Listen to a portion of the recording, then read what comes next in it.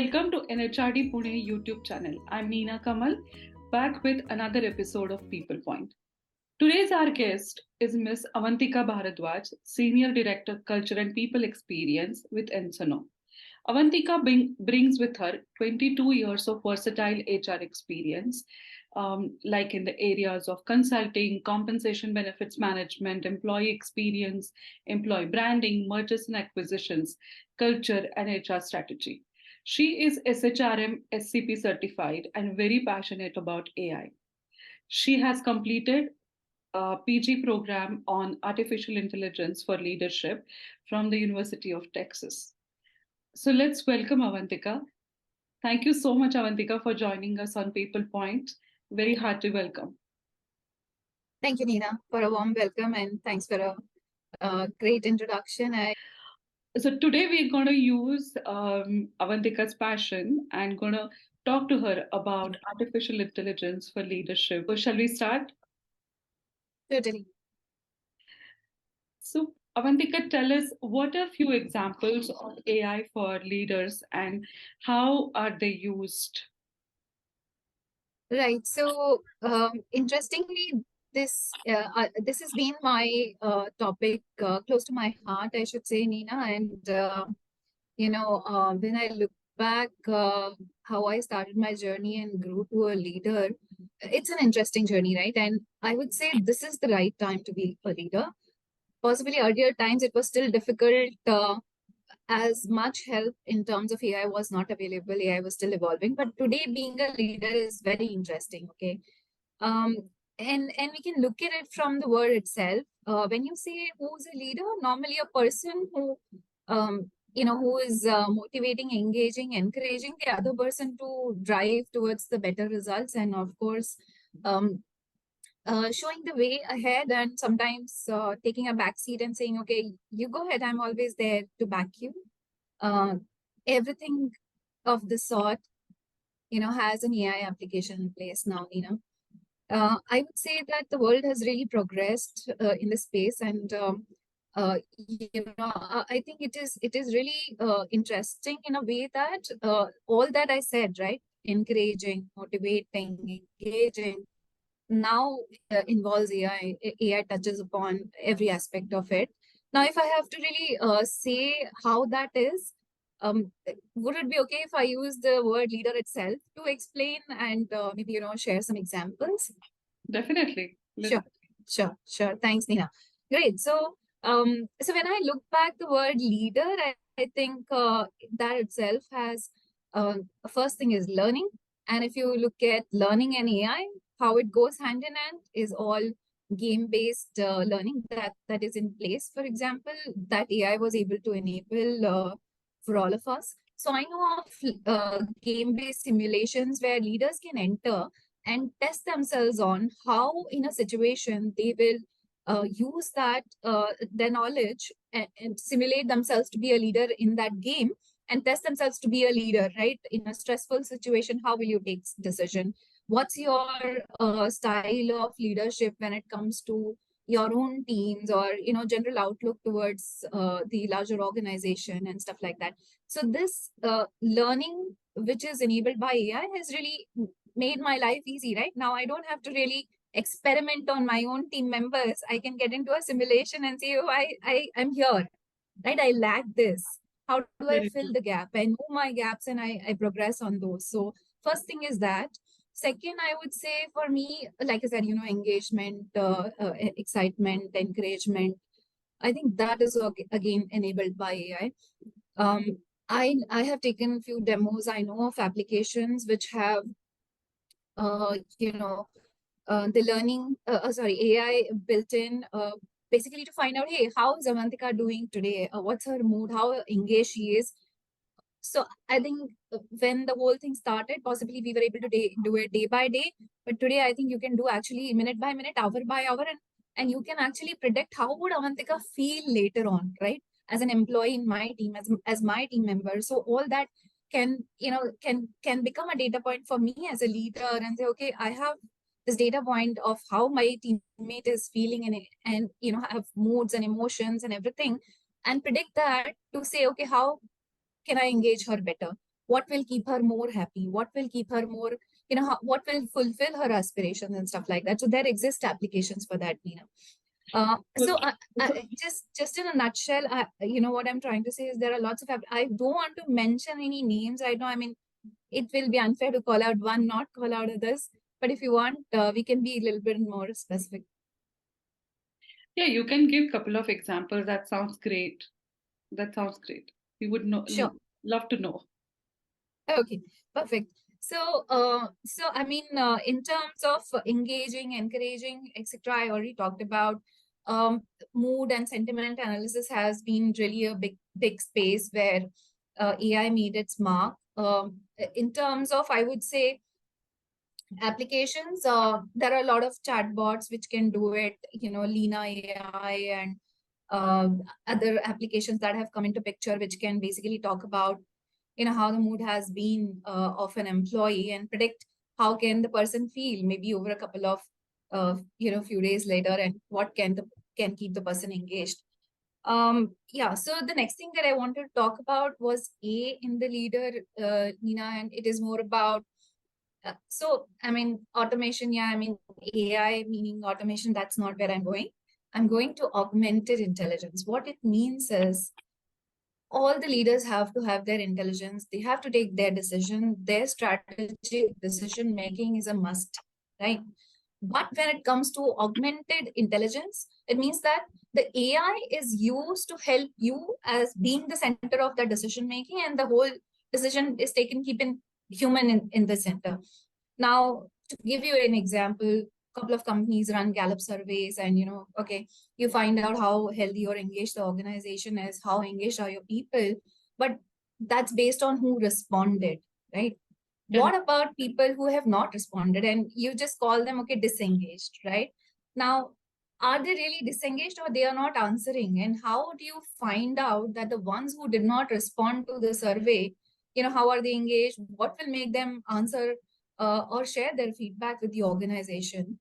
That is where augmented intelligence comes into play. And this space, I would say, is picking up. I hear a lot of examples in the space of medical history, medical test of an individual and all that. But basically a prediction keeping in mind that, okay, this is how, if the person who's responded, the person who's not responded, how are they going to feel about it, right? So this is how it helps leaders basically today in terms of augmented intelligence. The other thing that I wanted to talk about, and you would say, okay, Avantika, that's a cliche, and I agree, Neena, that is a data-driven decision making, right? Because D in leader is all about data.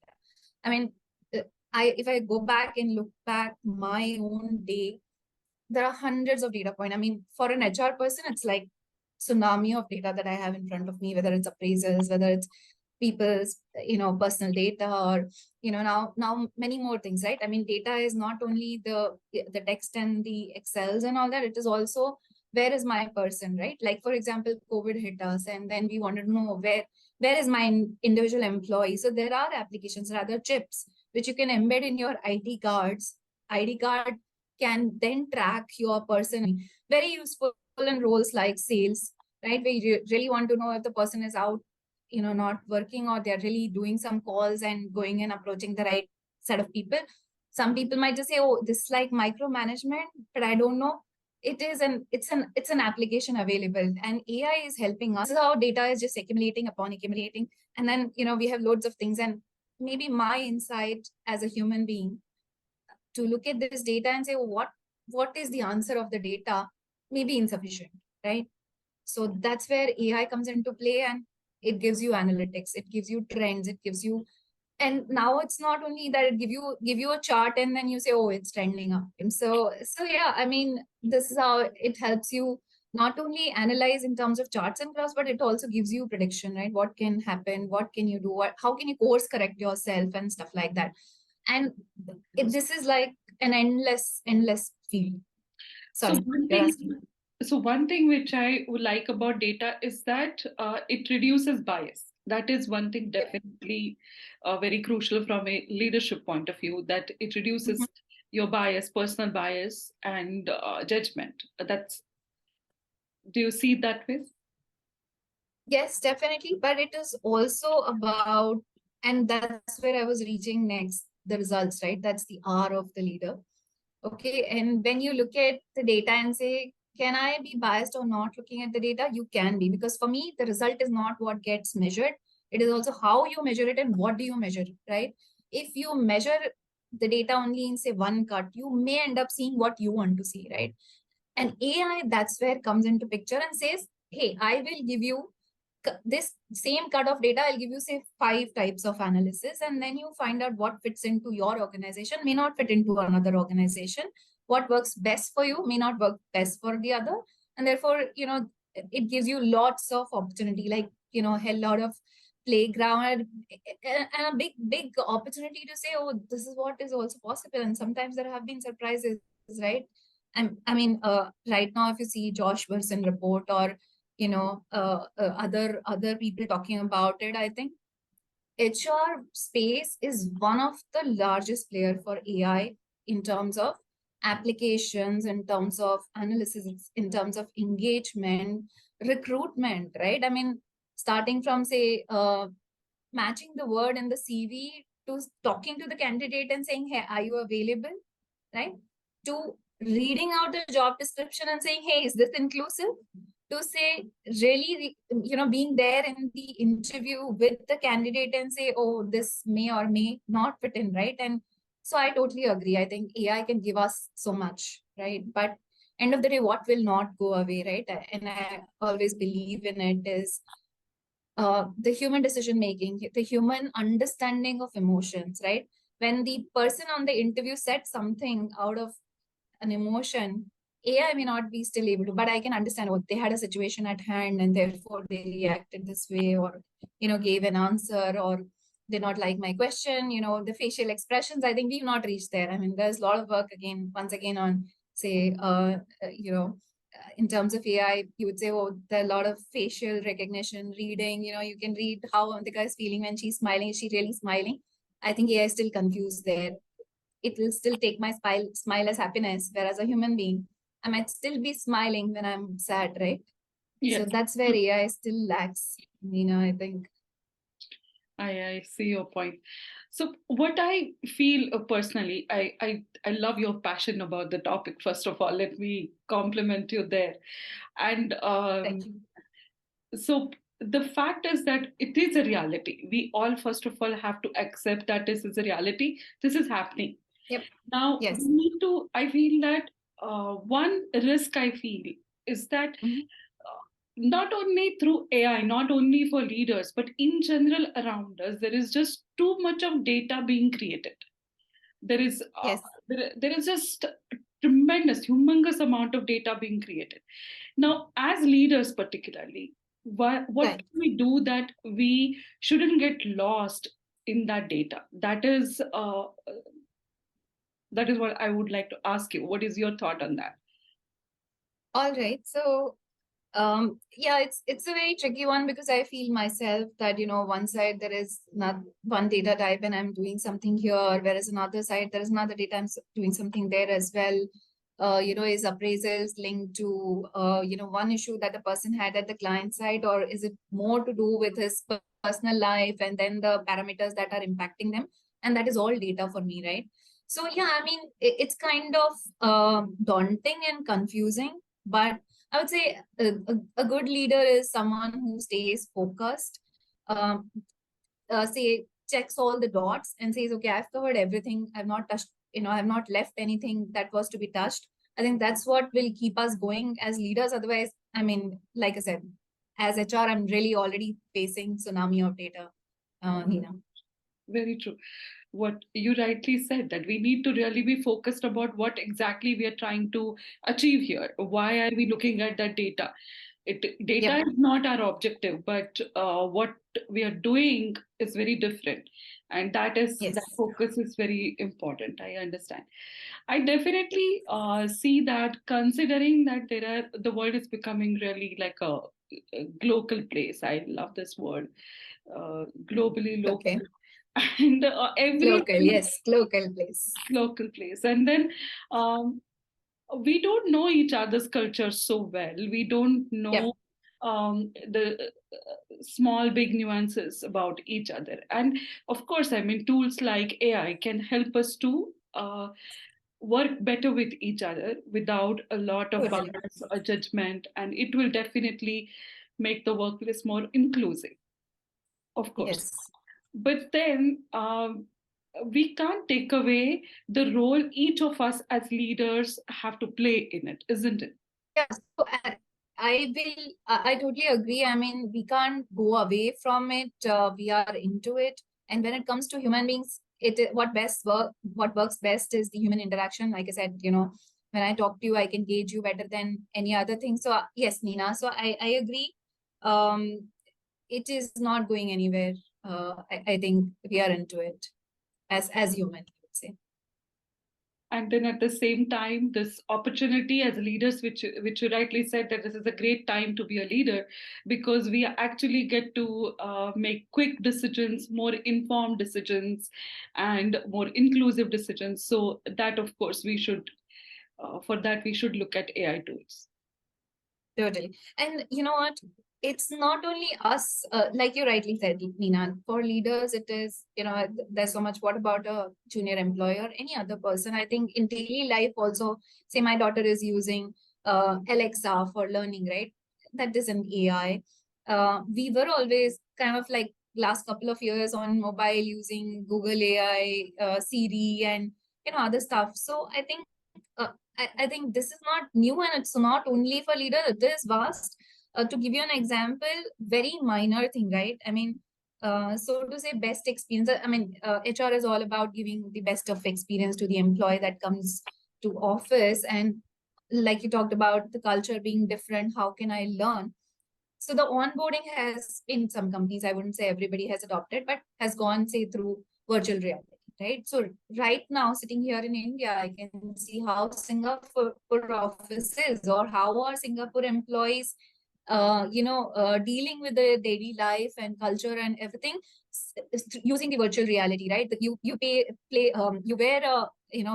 wearables, AI wearables that come now, and helps you understand the virtual reality. I think it's interesting that right at the lowest level, which is like day one onboarding, you're making wow experience using AI, virtual reality, and saying, don't worry, I mean, you don't have to worry that, oh, what your Singapore colleague looks like, or how will they behave, or what a US colleague would say, how UK will feel, how Germany talks and all that. All that can be simulated for me and maybe given, a crash course, jumpstart, and say, this is how the culture of the company is, or even otherwise, right? I can understand your culture, you can understand mine, using only by these simulated versions, and say, oh, yeah, it's very easy. So to say, earlier years, Neena, when people used to travel from, say, companies from X country to another, there used to be like face-to-face interactions where people used to sensitize each one, saying, hey, when you're going there, remember this will be part of the culture. Don't say this, don't add that. Keep this in mind. You don't have to do that. No manual intervention. Take them through a VR course. And the simulation, right? Because I see it live. It's almost live, right? I mean, it's like, oh, I see in front of my eyes, right? I experience it. I'm standing right in the middle when all that is happening. Is far different from telling me in a, say, cross-cultural sensitivity training program saying, hi, hey, this is how the culture of the other countries or places, or whatever, right? So I think that really has expanded the opportunity and fastened the relationship. Fantastic, fantastic. Brilliant. I mean, I loved listening to such passionate uh, thing about AI per se. So I think before I interrupted you, you were telling us leader as an anagram for what are the different Yep. things on Yep. AI. Would you like to say that again so that we'll just Sure. get back with us? Yes. So you said L Okay. for So learning. That learning through game-based or simulation, that's when AI comes into play. I said E is either engagement, encouragement, right? All that can be done now. Encouragement, you can use portals and AI-based enabled applications, which can, and also engagement. Also, one more example, can we uh, talk to an AI and feel a little better? That is also possible today. Okay. you may not feel like great, or the other AI on the other side. Can you gauge that the person you're talking to is not AI? That is gone, right? Over a telecounseling, it is highly likely that the first set of conversation that you have is with a robot, with an AI, and that gauges you and then puts you to the right counselor and coaching, and so all that, right? So engagement, encouragement. A for me was augmented intelligence. D for me was data driven decision making. E, we took it again, and R was results. How you measure it, what you measure makes the whole lot of difference. And I think everywhere, for me, AI comes into play. Neena. Fantastic. Fantastic, Awantika. Really amazing. More power to you and your passion. Thank you for Thank you. sharing it with us. Sure, sure. Before we close, I just wanted to say this, and I've always been wanting to think. So I think we all heard about metaverse, right? And right now we hear that metaverse is all about, say businesses and all that. But I've been imagining that it is for HR. Okay. So when I say what would be a metaverse for HR, it would be that I sit here, you sit there, and it will be a world of the choice that I make around me and you make around you. And we sit like, oh, Neena is sitting next to me. I don't have to be on a Zoom call. It's like as natural as Neena sitting right next to me. And that's the world I'm looking forward to. So that next time when we have this interview, it's not Zoom, it's metaverse. Oh, fantastic. Let's say that happens very soon. Thank you. Hoping Thank so. you so much, Avantika, for sharing your passion with us. I'm sure our viewers are going to love listening to this. Thank you, Neena, and thanks for being a wonderful host and making me comfortable, letting me speak my mind. And yeah, Oh, thanks for being there. my pleasure. Thank you. So, this was Avantika sharing her passion for artificial intelligence with us. So, thank you so much to all our viewers for watching it. Please do share your comments and subscribe to PeoplePoint. Thank you so much. Till the next episode. Bye.